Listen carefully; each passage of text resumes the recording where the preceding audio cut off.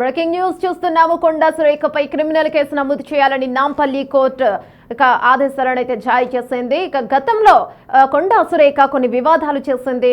నటి సమంత గురించి, నాగార్జున గురించి, అలాగే కేటీఆర్ గురించి గతంలో నుంచి కొన్ని వ్యాఖ్యలు చేస్తూ వస్తుంది. అది వివాదాలకు దారితీసింది. అయితే వివాదాలకు కేంద్ర బిందువు అని చెప్పుకోవచ్చు. కాంగ్రెస్ పార్టీలో ఉన్న కొండా సురేఖ ఎప్పుడు ఏదో ఒక వివాదంలో చిక్కుకుంటూనే ఉంటుంది అని చెప్పుకోవచ్చు. గతంలో కూడా మనం చూసాము, కేటీఆర్ పైన కూడా ఇలాంటి వ్యాఖ్యలు చేయడంతో కేటీఆర్ పరువు నష్టం దావా కేసు వేశారు. అయితే నాగార్జున కూడా ఇదే కోణంలో కేసు వేశారు ఆమెపై. ఇక నటి సమంత గురించి, ఇక అలాగే నాగ చైతన్య ఎందుకు విడిపోయారని బాహటంగానే కొన్ని వ్యాఖ్యలు చేశారు. అయితే వాటిని జీర్ణించుకోలేక వాటిపై మా పర్సనల్ లైఫ్ పై ఎలిగేషన్స్ ఎలా చేస్తారు ఏమి తెలియకుండా అని చెప్పి నాగార్జున కూడా కేసు వేయడం జరిగింది. అటు కేటీఆర్ కూడా వేయడం జరిగింది. అయితే వీటిని దృష్టిలో ఉంచుకొని వీటిపై విచారణ చేయాలని ఇవాళ నాంపల్లి కోర్టు ఆదేశించింది.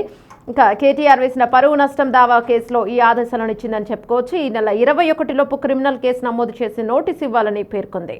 కేటీఆర్ పై వివాదాస్పద వ్యాఖ్యలు చేసిన మంత్రి కొండా సురేఖకు షాక్ తగిలింది. కేటీఆర్ వేసిన పరువు నష్టం దావా కేసులో క్రిమినల్ కేసు నమోదు చేయాలని నాంపల్లి కోర్టు అయితే ఆదేశాలను జారీ చేస్తుందని చెప్పుకోవచ్చు. కేటీఆర్ తరపు న్యాయవాదుల వాదనలతో ఏకీభవించిన న్యాయస్థానం ఈ ఆదేశాలను అయితే ఇచ్చింది. నాగ చైతన్య సమంత విడిపోవడానికి కేటీఆర్ కారణమని మంత్రి కొండా సురేఖ ఆరోపించారు. వ్యాఖ్యలపై అప్పట్లో తీవ్ర స్థాయిలో దుమారం రేగింది.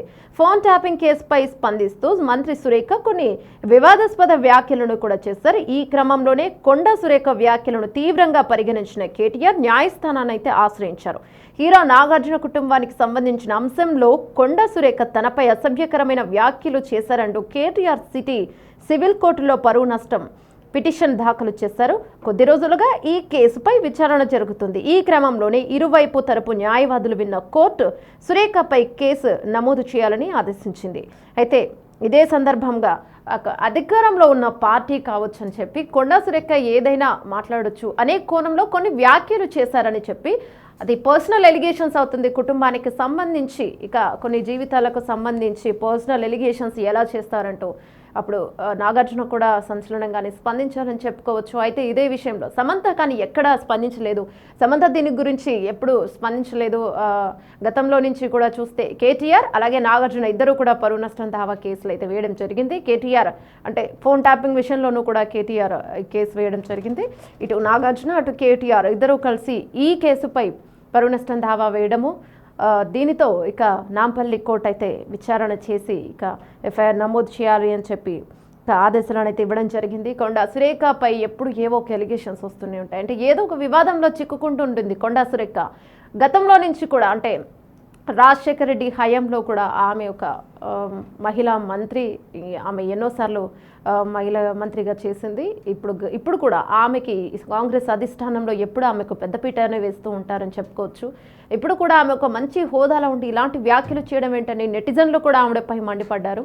ప్రతి ఒక్కరికి ఒక పర్సనల్ లైఫ్ ఉంటుంది. అలాంటి వాటిలోకి దూరి ఒక మంత్రి పదవిలో ఉన్న ఆమె ఇలాంటి వ్యాఖ్యలు చేయడం సరికాదు. ఈ చిన్న విషయం కూడా కొండా సురేఖకి తెలీదా అని చెప్పి అందరూ కూడా అంటే అభిమానులు, నటి సమంత అభిమానులు కావచ్చు, అటు నాగార్జున అభిమానులు కావచ్చు, అందరూ కూడా నెటిజన్లు అందరూ ఆగ్రహాన్ని వ్యక్తం చేశారు.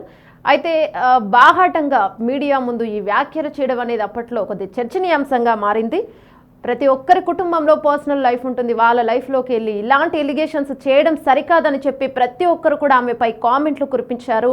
అయితే దాన్ని సరి చేసుకోకుండా తప్పు చేసిన సారీ చెప్పలేదు అంటూ కూడా కొన్ని వ్యాఖ్యలు అయితే వచ్చాయి. దీనిపై ఈ విషయాన్ని సీరియస్గా తీసుకున్న నాగార్జున పేరు ఇన్వాల్వ్ చేశారు. వాళ్ళ కుటుంబం గురించి తనకెందుకంటూ నాగార్జున ఈ కేసుపై పిటిషన్ వేయడం జరిగింది. అలాగే కేటీఆర్ కూడా ఇద్దరు చాలా సీరియస్గా ఈ కేసుని తీసుకున్నారని చెప్పుకోవచ్చు. దానికి నిదర్శనం ఈరోజు నాంపల్లి కోర్టు ఆమెపై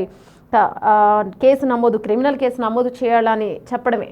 చూడాలి అంటే ఈ కేసు దేనికి దారితీస్తుంది, కొండా సురేఖ పదవికి ఏదైనా ఆటంకం ఉందా, లేదంటే అటు బీఆర్ఎస్ ప్రతిపక్ష పార్టీల నుంచి కూడా ఆమెని తొలగించాలి, ఏదో ఒక వివాదంలో ఉంటుంది, ఇక తొలగిస్తారు అనే వ్యాఖ్యలు కూడా చేస్తూ వచ్చారు. ఈ కేసు అంటే క్రిమినల్ కేసు నమోదయ్యాక ఆమె పదవి ఉంటుందా, లేకపోతే అధిష్టానం నుంచి ఆమెపై ఏదైనా సీరియస్ మాటలు ఇంకేమైనా వస్తాయా అనేది కూడా ఇప్పుడు అందరూ కొద్దిగా ఆసక్తిగా మారిందని చెప్పుకోవచ్చు.